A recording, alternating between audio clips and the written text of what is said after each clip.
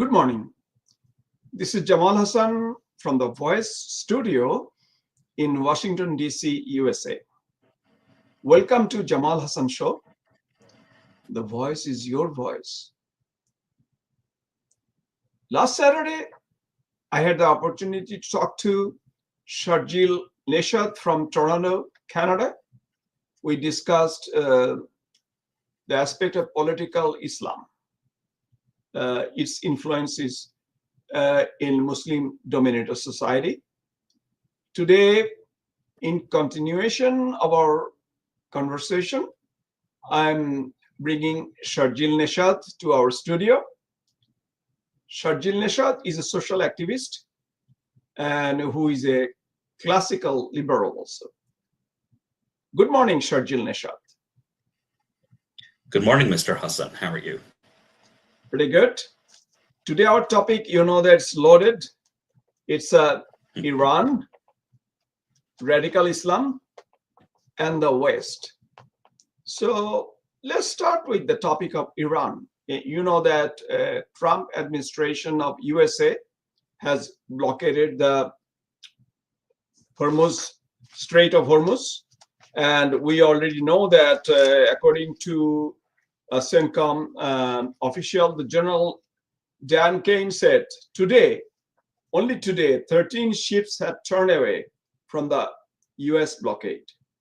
And you may be aware that some analysts are pointing out that Iran is experiencing the daily damage of almost $435 million,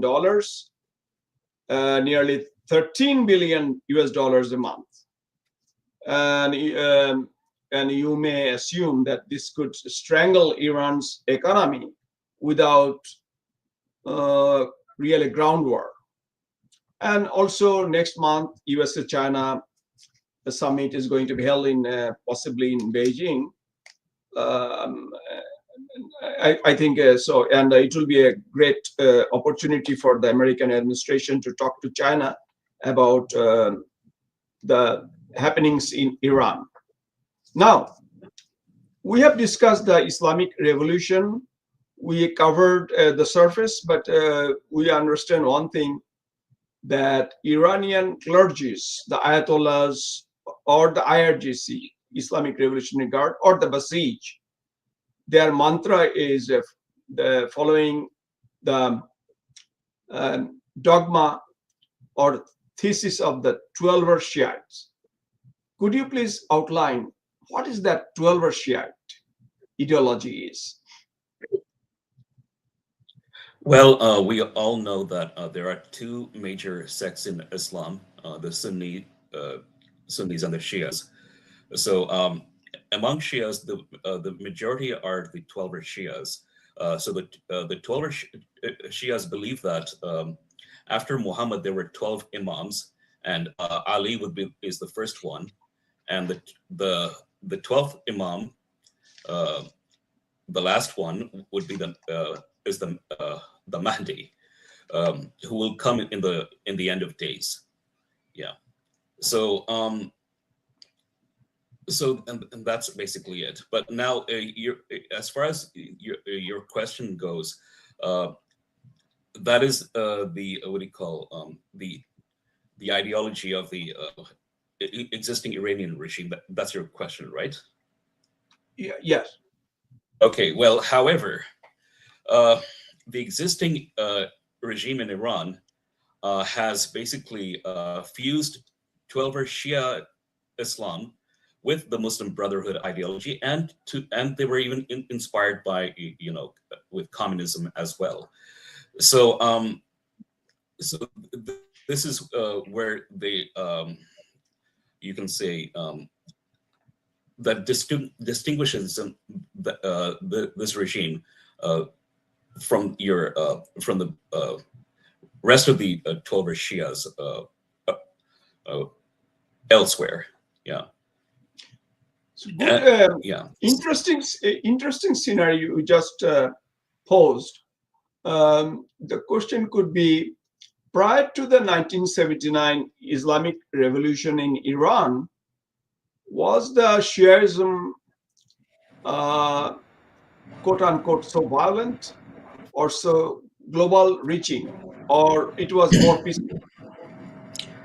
Well, thing is that itself, it's a somewhat of a loaded, question. It's really hard to say, because is Shiaism, the Twelver Shiaism in Iran has been there since uh, late 1501, since the Safavid dynasty, which began by Shah Ismail the First.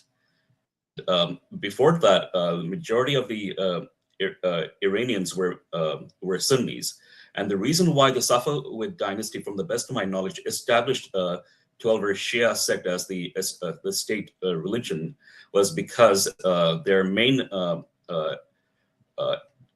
enemies were their main enemy was the Ottoman Empire, Turkey back then. Yeah. So that's why they had to distinguish themselves from the ruling power, the neighboring ruling power, that is. Yeah. Khomenism, Ayatollah Ruhollah Khomeini. Yes. Khomeini, when he came from France, and he ushered a new era in Shiaism, in a sense, or 12 Shias. And you just pointed out that it amalgamated the new regime of Iran, amalgamated the Muslim Brotherhood dogma into traditional Shiaism. My question would be, in a sense, don't you think it's more dangerous? Like, because when you talk, you just said about the end of time. Okay, Imam Mahdi is coming, or the Messiah is coming, when whole human civilization is totally destroyed. I mean, there is no life form on earth. And Imam Mahdi, when you talk about end of time, so if it is so much that if they preach certain dogma where end of time is the motto or the goal, the objective of the Ayatollahs, so then in a sense they cherish martyrdom over life. They love death over life. So don't you think that any Western government, including Trump administration, should be more, I think, knowledgeable about what's going on in the theocratic rulers' minds, especially as far as 12 Shia idea coupled with Muslim Brotherhood dogma? Don't you think that we should be more knowledgeable? Absolutely. We should not only we should be very knowledgeable, we should be as much awake and up to date as possible. And it's not only with well, again, as we say today, that the existing regime in Iran is the head of the snake, because it funds all the proxies like the Houthis in Yemen, Hamas in the what do you call Palestinian territories, and then Hezbollah in Lebanon, and there are others, militias like in Iraq, Afghanistan, Pakistan, etc. So we should be very, very cognizant. And another thing that distinguishes this regime from the Shias, the rest of the Shias elsewhere, is that this regime appeases the Sunnis a lot. In fact, Khamenei under Khamenei, he had made it basically illegal for the Shia Muslims in Iran to insult Sunni figures like Abu Bakr, Omar, and Aisha, because the Shias don't have anything good to say about such figures, and I don't blame them either when they express such negativity towards such figures. Yeah. So you were saying basically Khamenei, the last Ayatollah, basically stopped the tradition of what I call it, insulting the Sunni revered caliphs like Abu Bakr, because I came to know from my Iranian American friends that they had a public basic display of insulting Caliph Abu Bakr, if you know such things happening. So yes, absolutely. You knew that. Okay. Now, during the Iran-Iraq war, was the Khomeini was in power, Ayatollah Ruhollah Khomeini, the first Ayatollah of Iran. So during those days, did the Iranian regime reach out to the Gulf countries, or I'm talking about, or its proxies during the war with Iraq? From the best of my knowledge, thing is, I was very little back then. I had very little knowledge about that, but because that time the only proxy that was existent that time, from the best of my knowledge, would be Hezbollah in Lebanon. I don't recall there were Houthis in Yemen that time who followed the Zaidi Shia branch of Islam. And I don't think even Hamas existed that time. Hamas, I think, existed in the late 80s. Okay. And also, I'd like to add regarding the ideology of the existing regime in Iran is that, since I mentioned that it appeases the Sunni mainstream majority, because it established the Al-Quds Day, which is revering the what do you call, the Temple Mount buildings in Jerusalem, like the quote unquote the Al-Aqsa Mosque and the Dome of the Rock, and these are actually alien to our Shias, because they reject that mosque in Jerusalem is the Al-Aqsa Mosque. In fact, the Shias reject that. The Shias believe that the Al-Aqsa Mosque that is mentioned in the Quran is a celestial mosque. It is in the heavens. And just recently, I found out that that the Sunnis believe that in the narrative that Muhammad made his nightly journey to Jerusalem. In fact, even Shias reject that. They believe that Muhammad made his nightly journey to Kufa in Iraq, and in fact, and they reject the belief that Jerusalem is the third holiest city for Muslims. For them, after Makkah and Medina, the third most holiest site is Najaf, where Imam Ali, the cousin and son-in-law of Muhammad, was martyred and is in Iraq. In Iraq, yes, and immediately after that would be Karbala, where Imam Hussein's shrine is. Yeah, so there is a huge difference in not just the belief systems, but also in their narratives, because before, even today, when you hear about Muslims making pilgrimage, or whether it's Hajj, Umrah, or even what they call ziyarats, which means visitations, they don't go to Jerusalem. The only places they go are Makkah, Medina, and a bunch of holy sites in Iraq, and there's also one holy site in Iran, in Mashhad, Khorasan, where the 8th Imam Ali Rida is buried. Yeah. Okay, very interesting. Yeah. So what you're saying, basically, there's a serious deviation in theological arena between Shiaism and Sunnism. And if you bring the subject of Al-Aqsa Mosque, or even Najaf and all these, but somehow the Ayatollahs of Iran made a pure hodgepodge, and they embraced the Sunni jihadis or its proxies belonging to the Sunni sect in countries like even Syria or even Israel. I mean, if you say, Yes. part of the Gaza or West Bank.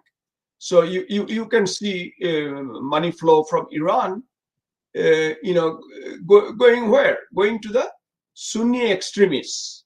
Okay. Absolutely. Although fundamentally there's a big difference, but looks like they blurred the background, exactly the foundational difference in regard to Prophet Muhammad's journey. That with on Burak, whether it was Jerusalem or Yeah. And I'd also like to add, Mr. Hassan, that those buildings in the Temple Mount, which mainly the Sunni Muslims consider holy, again, I say, quote unquote, that so-called Al-Aqsa Mosque, and the Dome of the Rock, the building of the Dome of the Rock. Why Shias? Another reason why they reject wholeheartedly and also very negatively is because that Al-Aqsa Mosque was commissioned. The building of that was commissioned under the second Caliph, Umar bin al-Khattab, whom they don't view very positively. They obviously, curse and Omar, and they view him very negatively.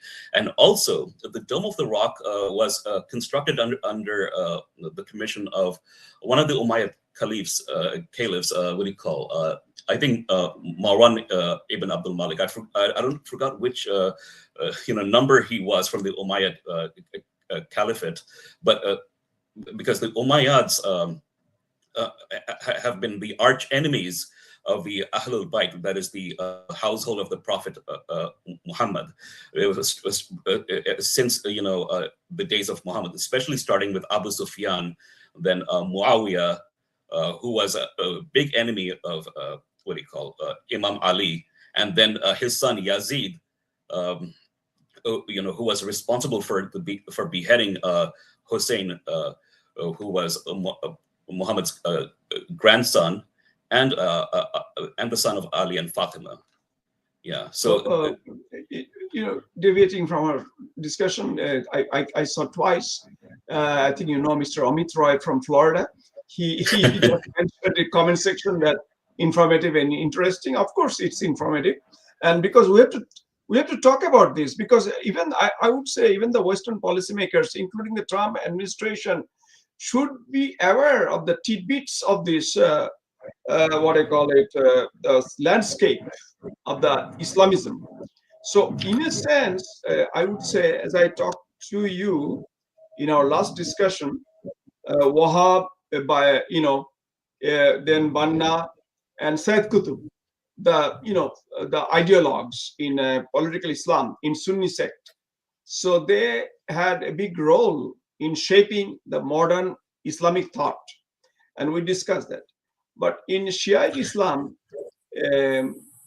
apparently, before that emergence of Khomeiniism, there's no such thing, actually, I would say, in a sense, radical Shiism. Do you agree? Or no? Well, here's the thing. Ever since no, that means you said radical Shiism existed before 1979 revolution. Here's the thing. Radical means politically radical. Oh, no, nothing like that. But the best I can say from since I'm a Baha'i, and since a good portion of our history is is in Iran, and because the Baha'i faith started from in mid-19th century Iran, because that time the Qajar dynasty was ruling. And that time, what happened was the mullahs, although they were not in political power, they did have influence within the political sphere, especially when it comes to advising, the political elite. So they weren't these clerics and these mullahs. They were not wholly innocent at the same time, because they did do a lot of propaganda just to get support from the masses. That was there. And since you mentioned the figures like Ibn Abdul Wahhab, Hassan al-Banna, Sayyid Qutb, I'd like to mention two more figures who are as significant and I would say responsible for people we mentioned earlier. There was a movement called Islamic modernism. Okay, so you had people like Jamal al-Afghani, and then you had Muhammad Abdu, and then you had this man by the name of Rashid Rida.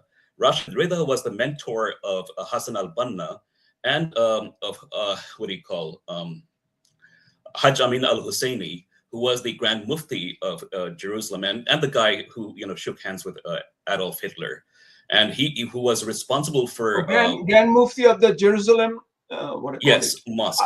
Yeah, mosque. exactly. Yeah, right. And also before that, Ibn Abdul Wahhab got his inspiration from Ibn Taymiyyah.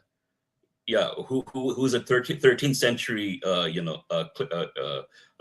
thinker. Yeah. Okay, now imagine they didn't exist. Ibn Taymiyyah, Abdul Wahhab, or Hassan al-Banna, or Sayyid Qutb. They never existed. Okay. Do you imagine? Do you think Muslim Brotherhood could have a strong footing in the Western world, or in a theoretical basis? Well, if it wasn't the Muslim Brotherhood or the Wahhabi sect or any other Salafi variants, it's hard to say. If not them, it would have been something else. That's the best I can say. But this was not existent during the time of the Prophet of Islam. At least we can say we can safely say that. But again, who knows? Because we don't know. Because even history itself is very muddy at times. Because unfortunately, history is as we say is written by the victors, by the winners. Our topic is broad today. So to sum up the Iranian episode, we can talk about a little bit that President Trump wants to have a second peace talk with the Iranian regime. And I got this video from one of my Iranian American friends. I'm not sure about the authenticity of the video. The Ghalibaf, the speaker of the Iranian parliament, according to the video, he had bloods in his hand, and basically he was responsible 10 years ago for killing brutally some student demonstrators. They were handcuffed and they were kicked out from the rooftop, basically. So the narrator was saying on the video that he was a serial killer. I don't know, but such argument cannot be said about Pezeshkian. So far, Pezeshkians seem to be a little bit, president of Iran seem to be a little bit cleaner, but Ghalibaf. But anyway, Trump administration people are talking to them. Who knows? I mean, maybe today, if there was another Hitler, maybe Trump would have gone and talked to the Hitler regime. Who knows? So I'm saying that Trump's agenda, as I understand, so far is giving result. I'm talking about choking the Iranian regime so they can bow down to American wishes or even the Western wishes about the nuclear, their ambition, carteling that, or carteling the proxy, or totally stopping the proxy, funding the proxies, and also that Hormuz Strait, opening of the Hormuz. So I believe the new IRGC people, the second or tier or third tier, some of them, although they are hardliners, but they ought to be more pragmatic. I believe they might come to a conclusion that we have to cut a deal with USA. And I said to you before, and I'm telling again, and even most of my Iranian friends are not very optimistic about the American administration's role in regard to helping the Iranian people, the secular Iranian revolutionaries. So whatever the Crown Prince Pahlavi says, maybe it goes to the deaf ear in the White House. Recently, you know that Reza Pahlavi went to certain European countries. I think he went to Sweden, Germany, and he gave lectures. And I listened to part of his lecture where he said clearly that we don't want repackaged, mullahs or repackaged regime. In a sense, Trump administration, as I understand, would not mind having a repackaged regime who can bow down to American interest or American demands. Okay, so that will be basically will basically ignoring that I would say that platform would simply ignore the people's wishes, the secular Iranian people's wishes, and unfortunately this could. But I have a prediction that, and I tell you what could happen in the next meeting. There may be a deal. America wants, for example, a 20 years moratorium of the nuclear enrichment. Iranian side said 5 years. They may be in between, maybe 10, 15 years, who knows? America might agree because, during negotiation, both sides have to sacrifice some, that giving, it's not that you get 100% what you want. So they might, both the parties would agree. And obviously, America is under tremendous pressure from most of the European allies because they don't want this. Because in a sense, what Trump is doing is helping the mankind, because you already talked, we talked about the 12-hour Shiite regime, and in a sense it's a death cult who love death. So, and they're not sane human being.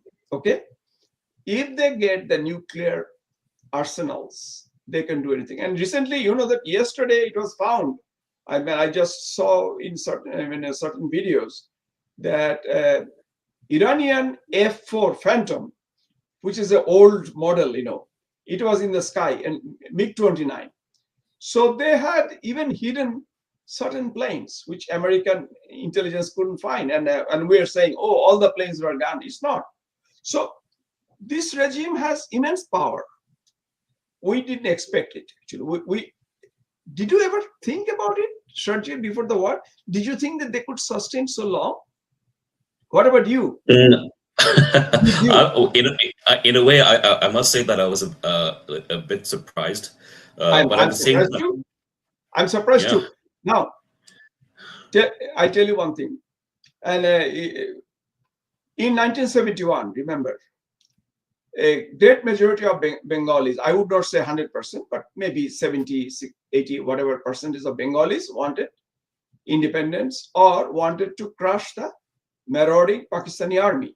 Okay, and initially, of course, Indian airplanes didn't roam around the skies. It didn't happen in March, April, May, June. We had a guerrilla attacks going on. Crack platoon in Dhaka. We had a little bombing in DIT building where the television station was. We had a little bombing maybe in Intercontinental Hotel. I mean, that kind of things sporadically happening. Okay, we had some ambush in Farmgate where Pakistani soldiers were killed. So we have a peace deal. Iran will not be peaceful. I tell you one thing, two ways. Because day before yesterday, the new Mossad chief in Israel clearly outlined the policy of Israel vis-a-vis Iran. He said that our objective is to finish this regime and our objective to have a regime change in Iran. Okay, so I'm hearing from many sources, even America wants peace. Israel may continue because, Sharjil, you have visited Israel a few months ago, and you could get the heartbeat of the people. Of course, the Israelis want peace, but Israelis don't want eternal enemy like the regime, for example, because Israelis faced proxy wars emanating from Hamas, Hezbollah, Syrian militias. Oh, here's a picture I can see. Oh, Sharjil, is it you? Yeah, that's me on the right. Yeah. You are with the national flag of Iran, the original Iranian flag, where you can Right see here. the lion. Right here. Oh, there you are. Okay, yeah, the lion. Oh my God, it's a sword in hand. Yeah, and here you are. Oh, I see. Right I see. here. Great. So you are a champion of Iranian freedom, and I am also. Yeah, and both of us, in a sense, there's a commonality between you and I. Both of us want a secular, free Iran. Now, unfortunately, unlike the majority of Bangladeshis. Bangladeshis, it's very unfortunate. Even the so-called secular, anti-Jamaat, anti-fundamentalist living in Europe, Canada, that kind of. I saw many journalists' opinion. They didn't talk anything negative about the regime. But my point is that I told many people, I told you also, I think in conversations, that we may criticize Trump. Even we can say this war is immoral. Okay? Nonetheless, we have to admit the regime is demonic. And the people behind running the regime are cunning, liar, manipulative, and you cannot trust them. During the Cold War era, near the end, American President Reagan talked about the Soviets, that you can trust them, but verify. Regarding dealing with Iran, many American analysts are saying we should not trust them, yet we'll verify. So no trust, but verify. So we saw during the time of Ayatollah Khamenei, he said there is a fatwa. I'm proclaiming a fatwa that there should not be any deadly nuclear weapon in our country. But they were, of course, they were enriching uranium 60%, and many of the think tankers, they would agree with you and me that 60-70%, it's not for the peaceful purpose. It has got some of the dubious purpose, enrichment, wise. So they were doing that, but basically they are liar, okay? And a liar may be in their blood. You can bring up the subject of taqiyya. You are color on that taqiyya, white. It's part of the religion, taqiyya. So they are doing the taqiyya. Anyway, so I would say it will happen that a couple of days ago, maybe 2 days ago, the one Basis leader was assaulted.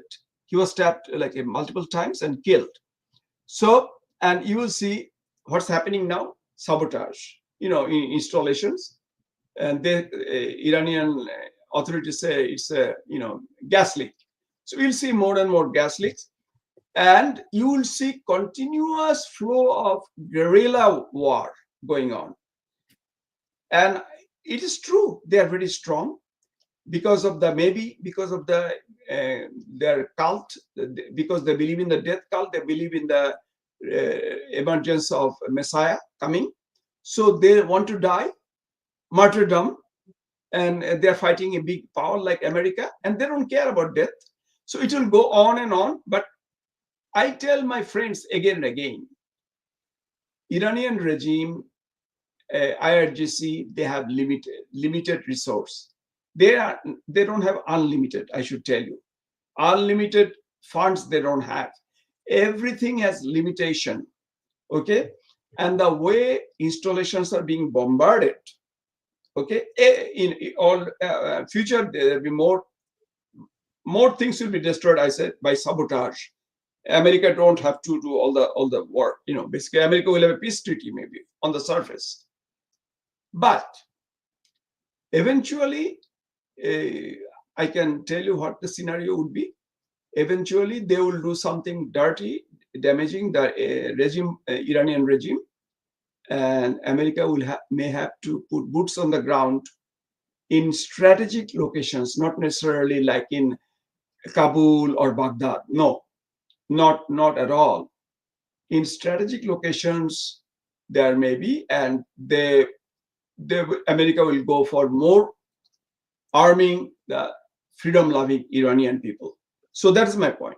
Now let's go to we already finished our, I can say, Iran chapter. Now let's talk about our radical Islam. And you and I know that Pakistan played a role, good role in mediating, but I can see clearly, although Pakistan and Iran are not always, they don't look eye to eye all the time. I have narrated this many times. Iran and India had a really very congenial relationship for the last 40-50 years. And India also has a sizable Shiite population. Pakistan and Iran had a little bit of skirmish, the border fight, in the Balochistan area, that, where the southern, that part of the Iranian Baloch, they're Sunnis, and and there are some so-called terrorists who are entering into Pakistani territory. Pakistan bombed Iranian bombed Pakistani side, and this happened anyway. And also, Pakistan a couple of weeks ago attacked Afghanistan brutally, and that they bombed a hospital. Apparently, 400 people got killed, and Afghanistan and Iran are in good terms, undoubtedly, very good terms.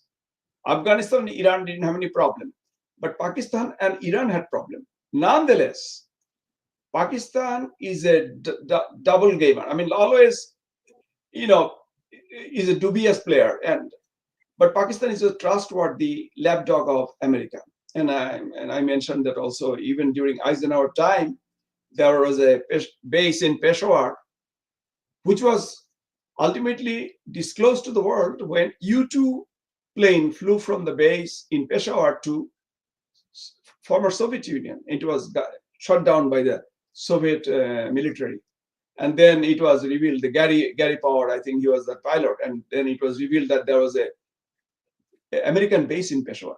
And even now, some analysts say that American scientists might be based in certain nuclear facilities in Pakistan. So Pakistan must trust. But on the other hand, the problem is, when you talk about radical Islam, Pakistan is also a promoter, abettor, and also exporter of radical Islam. In India, they have done extreme damage when they were the mastermind. The Pakistani ISI was mastermind. Remember the Taj Hotel attack a couple of years ago, and recently the Pahalgam attack. When that resulted in the Operation Sindoor. So India could not trust Pakistan because Pakistan is laced with jihadis. And before the February election in Bangladesh, and that during the time of the regime of Yunus, Pakistani ISI, not only that, and also Lashkar-e-Taiba and some of the Pakistani jihadi groups, they had a grazing ground in Bangladesh. You understand? And that we knew that Taliban was basically formed in Pakistan. We knew Pakistan helped Mujahideen. We knew Pakistan played a role and during the Soviet invasion or Soviet occupation of Afghanistan. So Pakistan played both sides. So Twin Tower happened. Tora Bora, Mr. Osama bin Laden fled from Tora Bora. Maybe some people say because of the ISI's patronage, America could not finish the job then. I mean, eliminating Osama bin Laden. But then finally, American intelligence found out Osama bin Laden was hiding in Abbottabad, not too far from a Pakistani cantonment. See, Pakistani regime was aware of it. America knew it. Nonetheless, America still has been doing good deal. Recently, these two guys, one is Asim Munir, apparently army chief, is calling on all the shots, like his predecessors, Ayub Khan, Yahya Khan. So it's basically martial rule is going on in Pakistan. Asim Munir, and they circle Trump, and Trump was, Asim Munir is so nice guy. He invited White House army chief. Imagine, army chief was invited for lunch.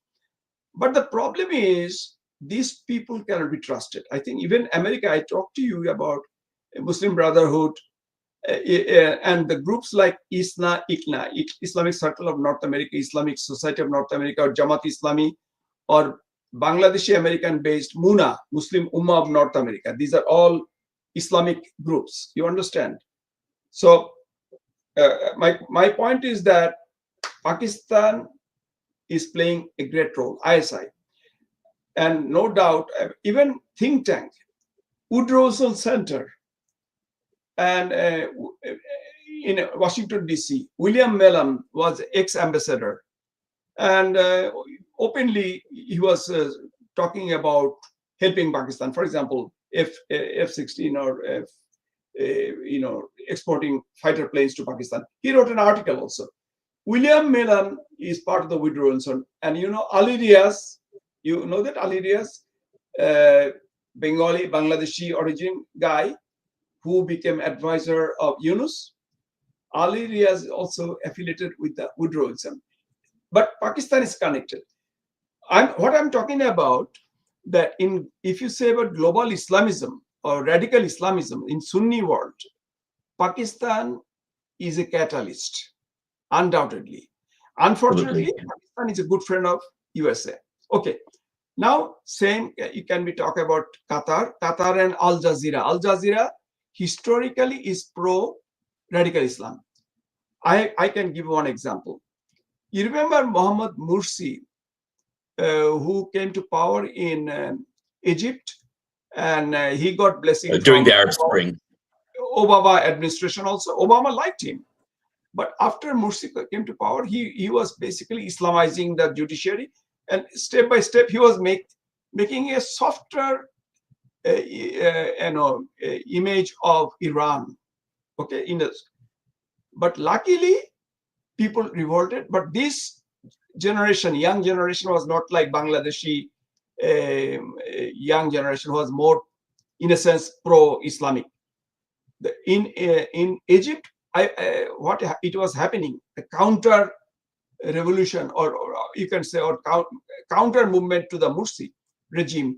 I was in Kuwait that time, and at the time I was living in a residential area, and I was basically watching TV and flipping channels, CNN and Al Jazeera. Okay, and you probably know that I was once a television news producer, so I was seeing the angle. When I was seeing the Al Jazeera, they were showing tight shots, like more close-up shots. You can see 10, 50 people. CNN showed the broader. So actually, there are like hundreds of thousands of young people on the street.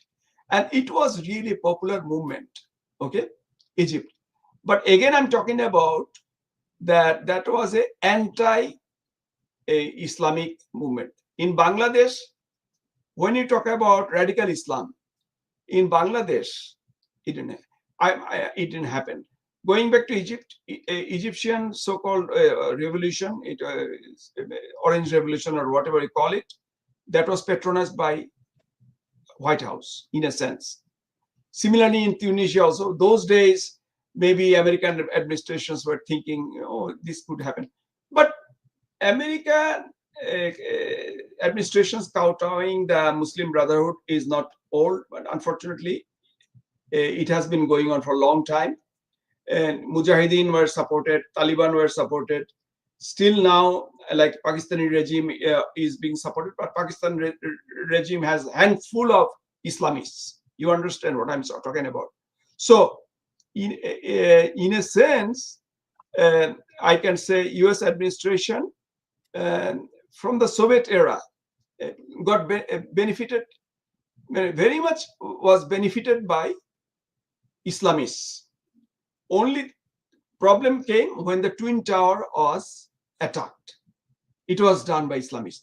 But after 2001, American administration did not learn the lesson. Do you know, I'm telling you some example. That time, I was in touch with the famous Islamic scholar Ibn Warq. He was a critic of Islam also. I think you are familiar of his works, Ibn Warq. So Ibn Warq was in Washington, D.C., and I met him there, and I remember a speech writer of George Bush Jr. invited him. They had a meeting, and nothing happened. No follow-up.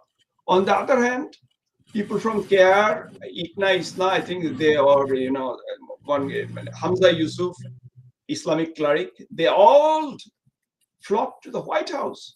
And Mr. Bush said, Islam is a peaceful religion. It's okay, Islam is a peaceful religion, but you have to go deeper why the radicalism is working. You understand? And obviously he was saying that, some when screwed the religion and then bastardized the religion. Bush was talking something good, but the point was they didn't go deep. They didn't. Why is this? At the time, he should have banned the Muslim Brotherhood. Number one, he should keep a close eye on Isna and other groups. You understand? Because I see one thing: global jihad, global Islamism, Al Qaeda, ISIS. They didn't come in one day. They were facilitated, promoted by softer Islamic groups, and somehow they are connected like spider web. So unfortunately it happened in the Sunni Islamism, but about Shiite Islamism, Trump may understand, may not understand, or Trump talked about Islamic terrorism. He talked about it. He had videos. And then one time he even banned certain possible immigrants or visitors from countries like Sudan or even Libya or some other countries. And everybody said, oh, it was a Muslim ban. But I think there's still some problem. And I request the Trump administration should go to the scholars like Robert Spencer or even Zuhdi Jasser, who are Zuhdi Jasser is a Muslim of Syrian origin, American Muslim, but they can talk about how to charter the future foreign policy, how to combat the jihadism. I have done my part, and can you add something about that is the radical Islam? And obviously I talked about the role of the West already. So if you can give us some. Thing is, Islamism, radical Islam, or political Islam, whatever people would like to call this. Since we both live in the West, I say the free world, not just the West, the whole free world, including places like Japan, South Korea, among others, we need to take have a very tough stance on immigration and foreign policies, because thing is, people with illiberal and incompatible values should not move to such places. They pose a huge risk and danger, and it is unfortunate that the West, exclusively, has done a very poor job in screening and filtering immigrants and refugees from such places, because as soon as they move there, they don't integrate. what do you call, they become very insular. They stick to their own enclaves and ghettos, and the only reason why they go to such places is just to get the passport and citizenship. That's all. And they don't go and they don't contribute to such societies. And thing is, Mr. Hassan, I don't trust any Islamist. I have Muslim friends, but thing is, when I went to Israel, 5 of the 12 delegates of that delegation are Muslims, and I have no problem with them.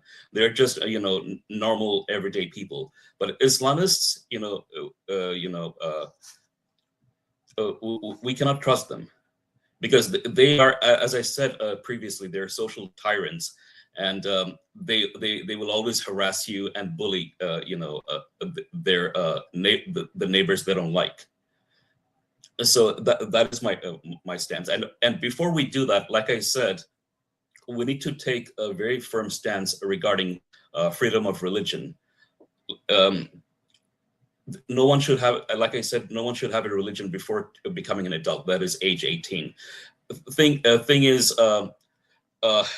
I've noticed since our last Prime Minister Justin Trudeau,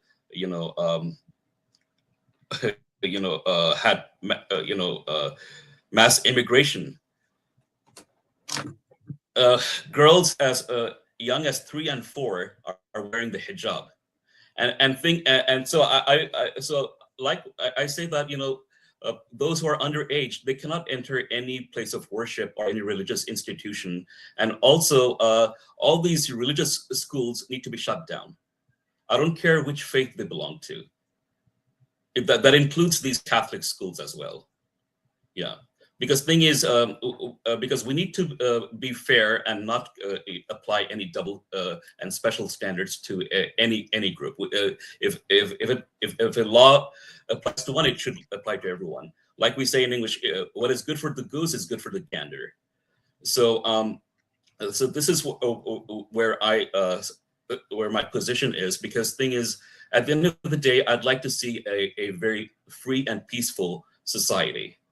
And we need to, and since Islamism is a huge threat globally, all these mosques need to be monitored, especially when they give Friday sermons and speeches. Mr. Neshat, in this case, I want to interject one thing. I was deployed in Saudi Arabia, Kuwait, and Qatar. In 3 countries, I'm telling you one thing is still happening. The imams in the mosques, they have prepared speeches, and their sermons are closely monitored by the authorities. So imagine in Muslim majority countries like those 3 Gulf countries. So it's happening now. And also one question from Dastagir Jahangir, I'm asking you, is Islam itself radical? Well, thing is, like any religion, it's open to interpretation. But, you see, because thing is, if we look at faiths before Islam, especially when we look at the Old Testament, the Tanakh of the Bible, there are many disturbing passages. You see, and anything can be easily manipulated. It depends on who's in charge, and so again, that is open to interpretation. And because thing is, when we read the Quran, yes, there are many disturbing stories, but there are also many beautiful passages as well. Things like mercy, giving charity, etc. But the thing is, when any scripture, any holy book goes to the wrong hands, we will see very bad outcomes, and unfortunately, the ideology of the Muslim Brotherhood is nothing but to create chaos and disturbance. There's nothing peaceful about the Muslim Brotherhood ideology, and we have and we need to ban the Muslim Brotherhood and all its affiliates and associates. Two things Globally, that you is. have mentioned. Two things you have mentioned, and clearly about the carteling the immigration. But I think Dr. Daniel Pipes, the founder of Middle East Forum, once mentioned in one of the articles that in the visa application, it used to be like, were you a member? I'm talking about U.S. visa application. There was a question that were you ever part of any militant group or Communist Party or something like that. So, but it was not mentioned about Islamist group.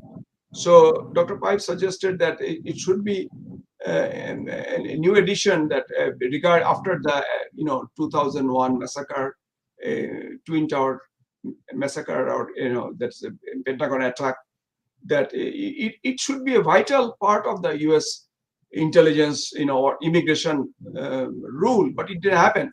So on the other hand, I want to say something that you talk about Muslim Brotherhood. Muslim Brotherhood is connected to Bangladesh Jamaat, and I was told, and it was almost open secret, that U.S. Embassy in Bangladesh have has a number of employees who are either Islamist or used to be member of Jamaat Islami. So it happened, for many years, this scenario. And Firoz Ahmed was, quote unquote, was once Rokon. I was told that it was in the newspaper also that he was a political something like the employee, political section. He was working with the political section in the U.S. Embassy in Dhaka. Right now, we got Brent Christensen, the new ambassador. And maybe somebody can appeal to Brent Christensen, please have a closer look at the employees, the Bangladeshi employees, their political affiliations. Because I tell you one thing, I did work for state in the Middle East, although I was a linguist for state for 10 years. But in the Middle East, in the 3 countries, I was deployed with the Department of Defense. And we used to do screening for the safety of bases. You understand? We used to interview Bangladeshi local employees, and we try to get their mindset, whether they are Islamists or not. You understand? Whether they had a feeling for any mullah, like a questionable mullahs. You understand? So imagine we were uneducated workers we are vetting, but in Bangladesh, educated employees of embassy. And Mr. Shahriar Kabir once told me that because of their skewed approach regarding his fate when he was jailed by Khaleda Zia administration, Shahriar Kabir, a human rights activist. So and many of the European Union embassies, they protested his arrest, excepting U.S. Embassy. So we don't know what's going on in U.S. Embassy. But again, you see, the Muslim Brotherhood or the ideology is in the winner's chair. Don't you think so? They're winning. It's really hard to say, but it seems that way. But thing is, we don't know Trump's long-term plans and intentions. But here's what I do believe, since Iran is the central topic in our discussion. When we see a free Iran, we will see a free world, because if you have seen the movie The Lord of the Rings, the existing regime in Iran is the one ring that rules them all, and this needs to be destroyed. Yes, because Very thing good is, point. Lord of the Ring, you brought this Gen Z topic, Lord of the Ring, and yes, we hope. And yeah, I hope.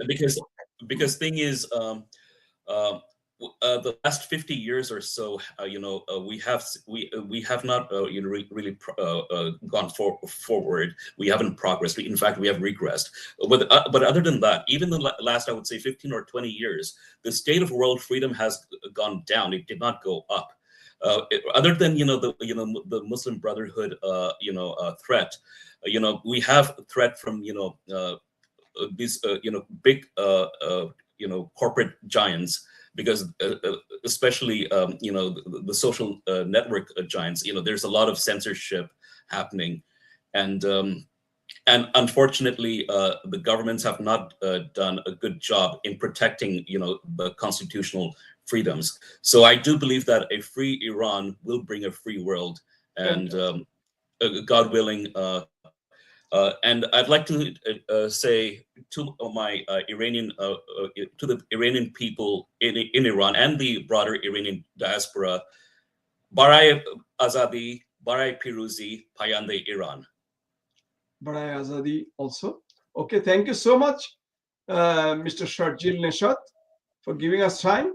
We'll talk more, and this is not the end. We'll talk more and more for the freedom, liberty, and for the greater progress of the human civilization.